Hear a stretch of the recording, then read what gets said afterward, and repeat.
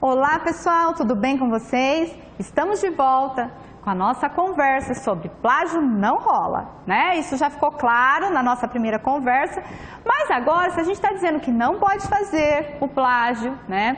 Se a gente falou um pouquinho sobre algumas práticas que não eram adequadas, quais são as práticas adequadas? O que eu preciso treinar para eu conseguir fazer o registro das minhas atividades, produzir textos que sejam de fato da minha autoria enquanto acadêmico de um curso de graduação, acadêmico de uma especialização, acadêmico de um mestrado, acadêmico de um doutorado, né?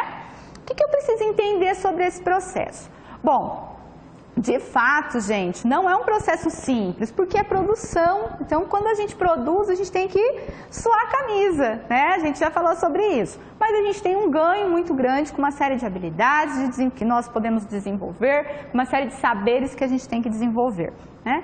Então, como é que eu posso fazer os meus trabalhos acadêmicos de uma maneira em que eu figure de fato como autor, mas que eu também possa buscar em outros autores? E isso é importante, eu vou falar bastante sobre essa importância de buscar em outros autores, tá? O primeiro ponto que a gente precisa entender para que a gente possa fazer, né, os nossos próprios trabalhos acadêmicos, que a gente possa falar sobre, né, que a gente possa opinar a respeito de algo, que a gente possa argumentar a respeito de algo, é ter repertório. O que significa ter repertório? É ter conhecimento sobre aquilo que se precisa falar. Então, para que eu tenha esse conhecimento, eu também preciso desse processo de pesquisa. Pode ser essa pesquisa simples mesmo, essa busca em outros autores, em outros estudos. Hoje, esse processo de busca, ele está muito mais simplificado, porque a gente tem uma série de tecnologias que nos permitem acesso a banco de dados aí de grandes revistas científicas. Então, é possível que a gente busque isso. Quando eu falo desse repertório, desse conhecimento, até mesmo para dar a minha opinião, ou seja, o meu entendimento sobre algo, é importante que eu tenha fundamentação, especialmente quando eu falo do meio acadêmico.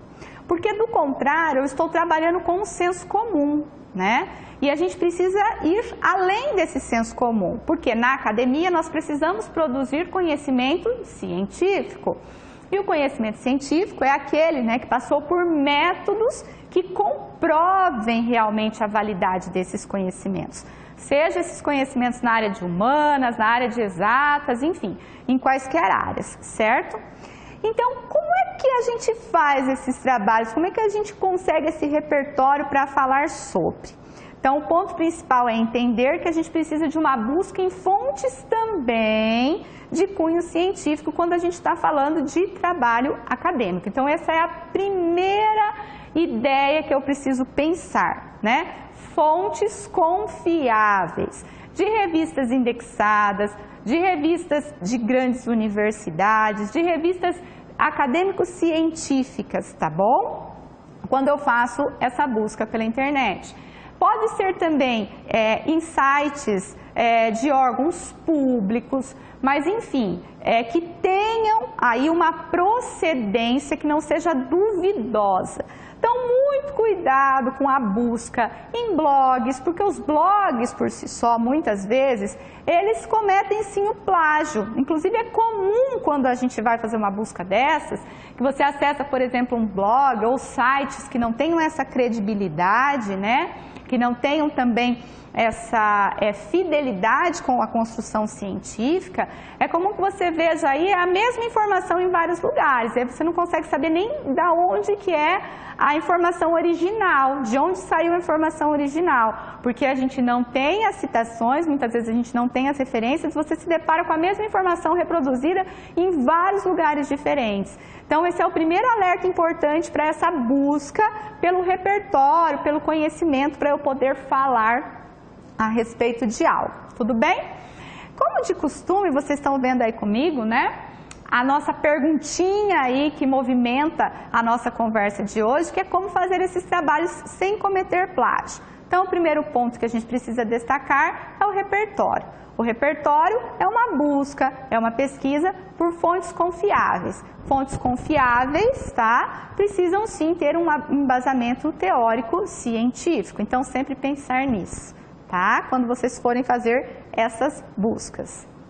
Bom, e aí quando a gente fala sobre como fazer esses trabalhos acadêmicos, né, sem cometer o plágio, eu vou trazer novamente a nossa experiência, que é a experiência que movimentou a nossa primeira conversa e a experiência que movimenta essa nossa conversa aqui também, tá? Então pensa comigo, você está fazendo uma atividade na qual precisa elaborar um texto sobre a importância das políticas públicas para a educação. E agora a gente muda um pouquinho a pergunta. Você encontra um texto na web que apresenta a informação que você precisa. Como utilizar esse texto sem cometer plágio? Então agora que você já entendeu o plágio, você já sabe um pouquinho, né, sobre essa importância de uso de normas, você já entendeu um pouquinho sobre repertório, como é que nós vamos para a prática de fato? Então agora eu vou falar um pouquinho com vocês sobre um tema que é a intertextualidade. Muitos de vocês já podem ter estudado esse tema nas aulas de linguagem, de língua portuguesa.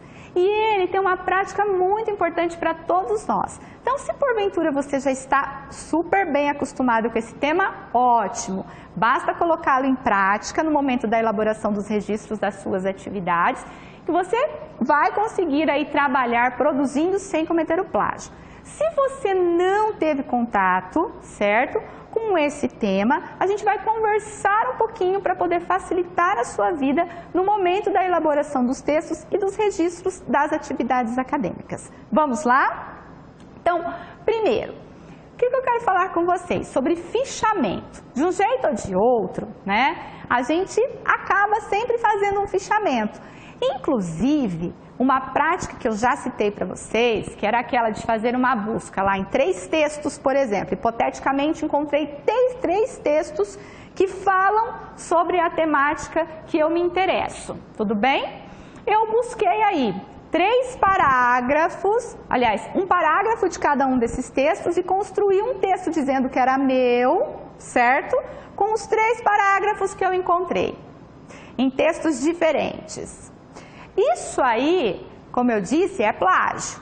Mas essa prática, ela pode ser muito importante quando eu não atribuo, tá? Quando eu não monto uma nova atividade e atribuo essa atividade a mim, mas eu utilizo essa atividade como um fichamento para a organização das minhas ideias e para a produção de um texto que de fato seja meu.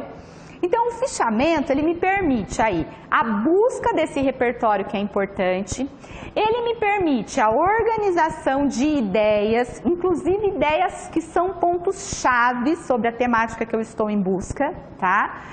Me permite identificar ideias novas e novos conhecimentos, me permite, né, novos conhecimentos, como eu já disse, me permite a análise aí de várias ideias diferentes, quando eu busco, por exemplo, diferentes autores que falam sobre a mesma temática e construo um paralelo, né? Eu posso fazer isso por meio de um fichamento. Eu posso fazer um fichamento no qual eu vou colocar, de um lado, os autores que falam positivamente de um determinado tema, autores que falam de algo contrário a determinado tema, para que eu possa fazer essa análise e construir o meu repertório, ou seja, construir o meu conhecimento sobre aquele tema para poder argumentar a respeito dele, certo?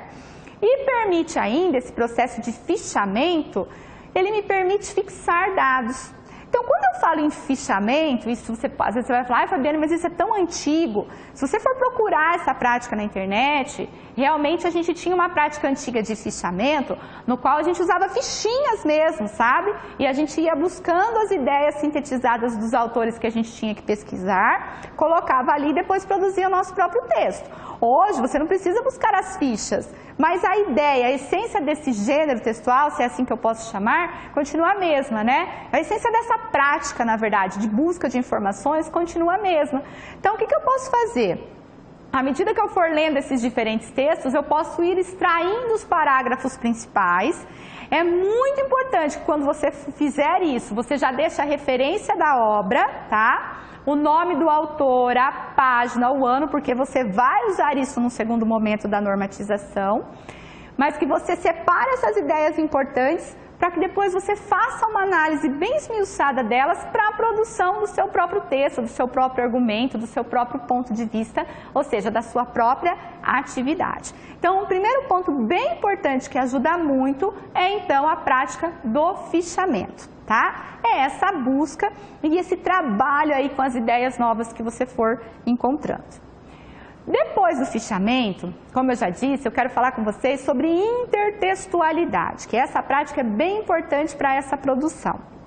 Quando a gente fala de intertextualidade, o próprio nome já nos traz a ideia de inter, uma mistura de textos, né? Se vocês analisarem a imagem que está aí, veja se ela lembra dela, se ela remete vocês a alguma ideia anterior. Essa imagem aí é uma releitura, uma intertextualidade, mas não é plágio, já vou explicar por quê, de uma outra imagem bem clássica, né, que está relacionada com os Beatles. Então, procura verificar quais são as semelhanças dessa imagem e da imagem original, para que a gente consiga entender um pouquinho mais esse conceito de intertextualidade, ou seja, textos que conversam entre si. E se a gente for pensar bem, os textos conversam muito, mas muito entre si. E a gente faz uso dessa prática. Quando a gente faz uso dessa prática de maneira correta, nós estamos produzindo os nossos próprios textos e não estamos cometendo o plágio, certo? Em suma, se eu for pensar um pouquinho nessa intertextualidade, existem alguns tipos de intertextualidade que, na verdade, me permitem escrever um texto e trabalhar com a ideia dos outros, mas usando o quê? As minhas próprias palavras, certo? Então, eu separei aqui alguns tipos de intertextualidade que são os mais usuais e que vocês vão precisar utilizar mais para a produção dos trabalhos acadêmicos de vocês. Vejam, então, alguns. A paródia, ela é mais usual, aliás, ela é mais conhecida, mas pouco usual no trabalho acadêmico. Por quê? Porque a paródia, ela busca um outro texto já conhecido, muitas vezes assim, já mais, digamos, perpetuado, conhecido, enfatizado, né, de alguma forma na mídia.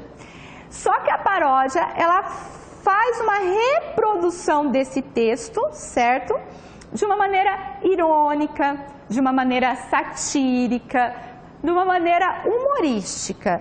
Então, embora a paródia seja conhecida, seja comum, ela não é apropriada para o meio acadêmico, mas se você for buscar aí o que é intertextualidade, você vai encontrar a especificação da paródia. Mas para deixar claro que no meio acadêmico ela não é bem-vinda, né?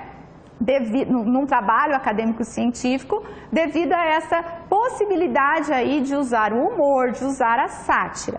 A menos que o trabalho acadêmico, por algum motivo, seja a produção de uma paródia, tá? Talvez lá num curso de comunicação social, num curso de jornalismo, de marketing, pode ser que você se depare com a construção de uma paródia, ok. Mas não é a intertextualidade recomendada, certo?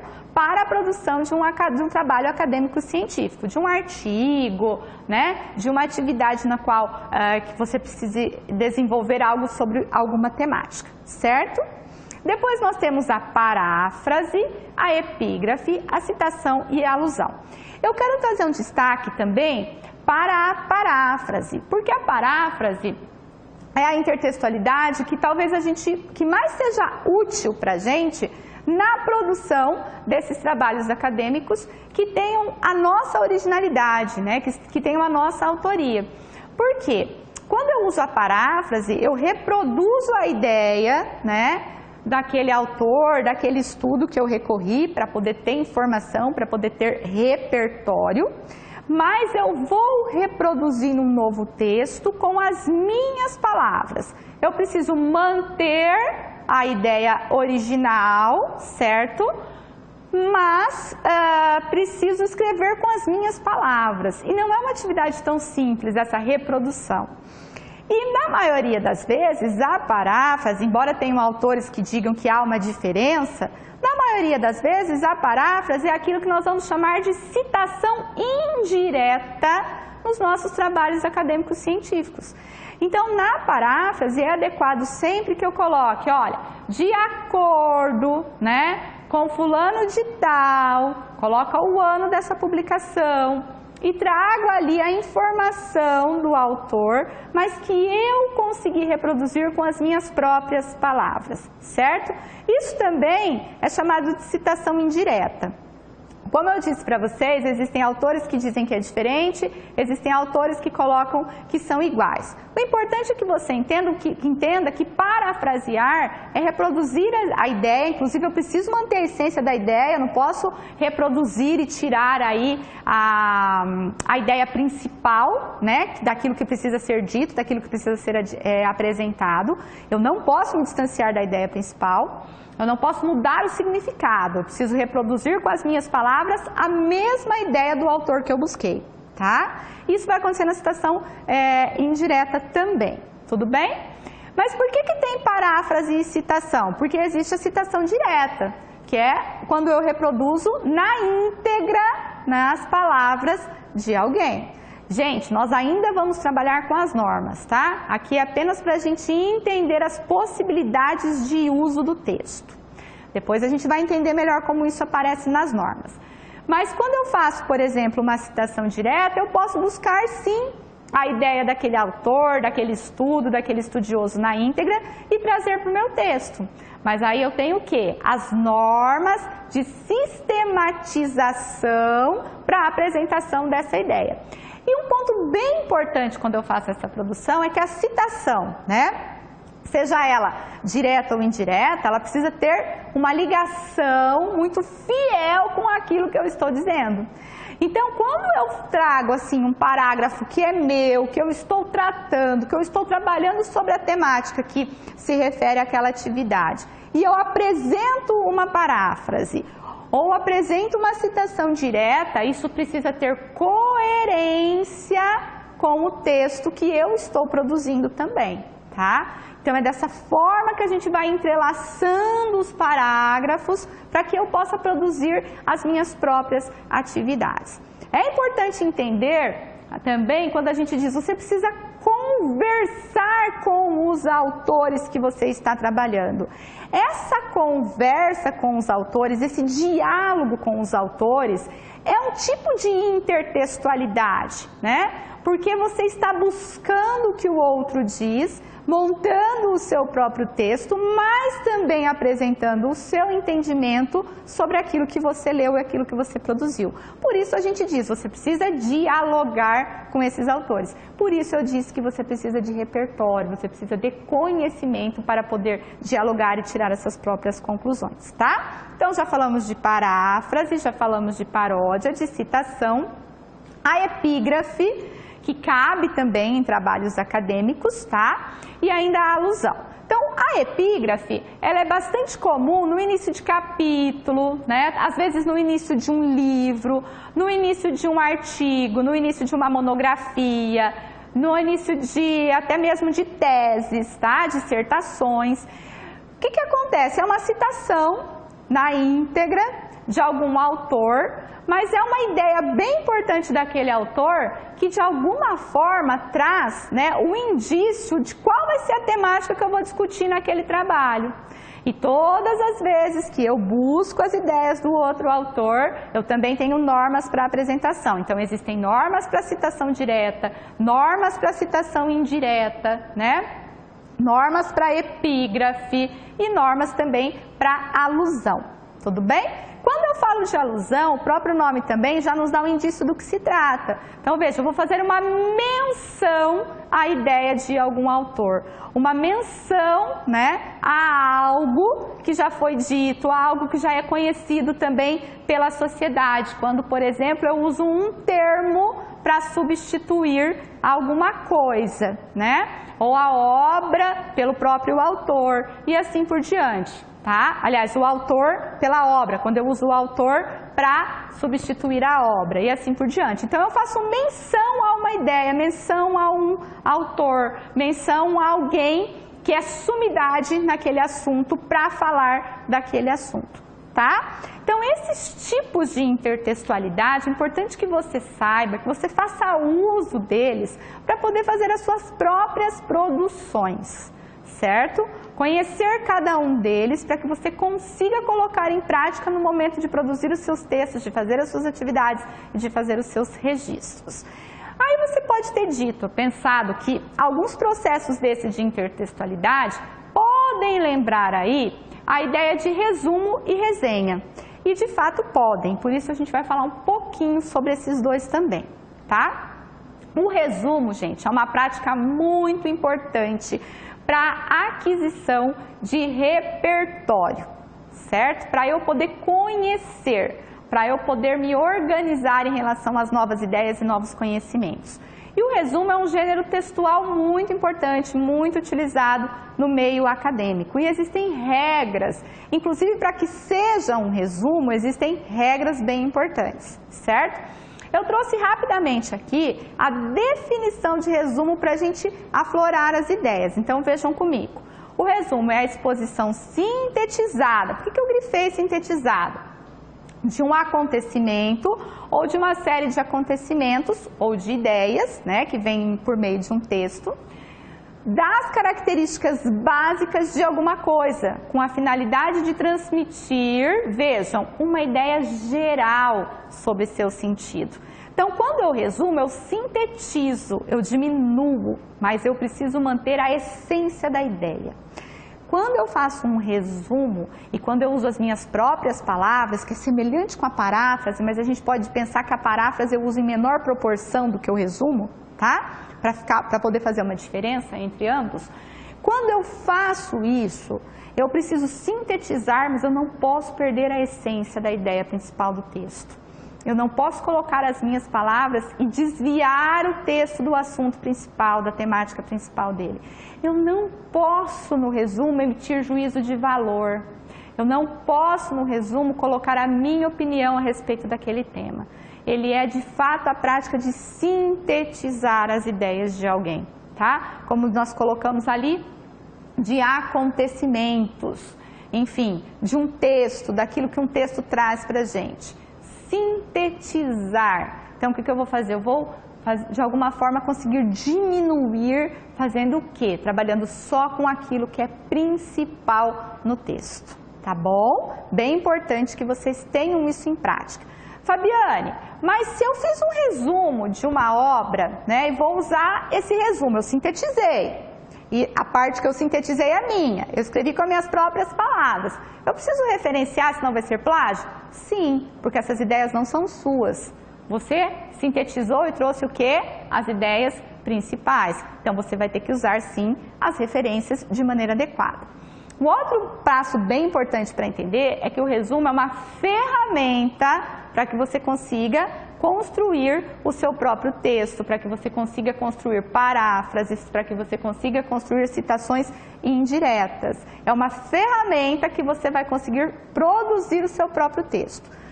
A menos que a atividade solicite um resumo de uma determinada obra, a menos que a atividade solicite aí o resumo de um filme, alguma coisa assim, tá? Do contrário, ele é uma boa ferramenta para você produzir o seu próprio texto, porque você sintetiza as ideias dos vários textos e das várias fontes que você procurou, né? E depois você vem dialogando aí com essas ideias e construindo o seu próprio texto, sempre utilizando as citações e as referências apropriadas conforme o uso. Se for na íntegra, citação direta. Se for paráfrase, citação indireta. E assim por diante, tá bom? E a resenha, né? Aliás, o resumo ainda só para a gente entender um pouquinho sobre as ideias principais e o processo dele. A gente já chega na resenha. Então, ainda sobre o resumo, a gente vai fazer como? Quais são os passos para a gente produzir um bom resumo? Então, primeiro, a gente faz uma leitura diagnóstica do texto. O que é essa leitura diagnóstica? É a primeira leitura. Porque essa ideia de fazendo a primeira leitura e riscando o texto, né, ou sublinhando o texto, você vai riscar todas as ideias, porque você não sabe ainda o que é principal. Então, para fazer o resumo, primeiro a leitura diagnóstica. Precisa entender o texto, do que ele fala, já ter em mente ali quais são as informações explícitas, quais são as informações implícitas que estão ali naquele texto. Então, primeiro a leitura diagnóstica. Feito a leitura diagnóstica, eu posso fazer uma segunda leitura. Nessa segunda leitura, eu posso sim, né, conversar com esse texto. Então, eu posso grifar pontos principais, porque eu já sei do que o texto trata, eu já fiz a leitura diagnóstica. Eu posso sim fazer alguns comentários aí sobre o texto a partir da percepção que eu tive como leitor do texto, né? Como eu disse, grifar aí os pré-textos e os pós-textos, ou seja, se tem referência, que referência é, quem que é o autor, em que circunstância ele produziu aquele texto. Isso é importante para que eu consiga sintetizar de fato as ideias e extrair do texto aquilo que é principal, tá? E depois eu parto então para a elaboração de um novo texto, que é o meu texto resumindo o texto principal. Aí o meu texto eu vou escrever com as minhas palavras. Lembra? Tirar um parágrafo, cortar o segundo, depois pegar o terceiro e montar um Frankenstein ali, não é fazer resumo, tá? Você vai elaborar um novo texto depois de ter feito essas etapas importantes para o resumo. Esse novo texto traz o quê? As ideias principais do autor, de uma maneira sintetizada, como a gente disse, mas com as suas próprias palavras. Tudo bem? Agora sim, né, a resenha. A resenha e o resumo, elas são, digamos que semelhantes, elas têm alguns pontos aí de semelhança, alguns pontos em comum, tá? Mas também não é o mesmo gênero, tem uma diferença bem importante. Então vejam, a resenha ela é um gênero textual que apresenta uma análise crítica. Olha que legal! Embora o resumo você possa fazer uma análise crítica, né, no momento que você faz a leitura do texto, isso não vai para o texto que você vai produzir como resumo, certo? Lembra, você precisa reproduzir os pontos principais sem juízo de valor. A resenha ela já permite isso, então essa é uma das principais diferenças, certo? Então você pode fazer uma análise crítica, seja de um texto, seja de uma obra, seja de um objeto, né? Quando você faz essa análise crítica, especialmente quando a gente está falando de texto, existe toda uma estrutura que classifica a resenha como resenha. Nós não vamos trabalhar especificamente nisso agora, mas o que eu quero que vocês entendam nesse momento? Quando a gente fala de resenha, eu vou fazer o quê? Me posicionar como alguém que faz uma crítica, pode ser positiva ou não, né? Daquele objeto. Mas eu vou ter essa possibilidade. Então, nesse momento de fazer a resenha, eu posso sim atribuir, digamos, esse juízo de valor. Lembrando que esse juízo de valor, principalmente quando eu estou falando de trabalho acadêmico, ele precisa de fundamentação, eu preciso de conhecimento para poder fazer a crítica. Porque se eu trabalho com o achismo, né, com aquilo que eu acho, sem fundamentação, sem conhecimento científico, eu estou trabalhando com o senso comum. E eu não devo fazer isso em trabalhos acadêmicos, porque o que sustenta um trabalho acadêmico é a sua qualidade científica. E a qualidade científica ela é resultante de métodos adequados, certo? Então, quando eu faço essa análise crítica, eu também preciso da intertextualidade. Porque eu costumo dizer que a gente precisa trazer outros autores, outras realidades, construir paralelos para que a gente possa, então, fazer uma análise crítica, tá? Por que a gente optou por resenha e resumo? Porque esses textos são muito importantes como ponto de partida e como ferramenta para que você possa produzir os seus próprios textos também de uma maneira crítica, né? De uma maneira fundamentada, de uma maneira que você possa se posicionar, de uma maneira que você possa ser reflexivo em relação à temática que você está abordando, tudo bem? E aí também existem alguns passos básicos para que a gente possa produzir uma resenha. Eu também preciso fazer uma leitura diagnóstica, principalmente quando eu estou falando de texto, tudo bem? Quando eu estou falando de outro tipo de obra, o posicionamento é diferente. Eu também preciso destacar os pontos principais. Eu preciso fazer uma elaboração de um novo texto. Na maioria das vezes esse texto é com as minhas próprias palavras. Então veja que é basicamente o mesmo processo do resumo, mas a análise crítica da obra é o ponto fundamental da resenha.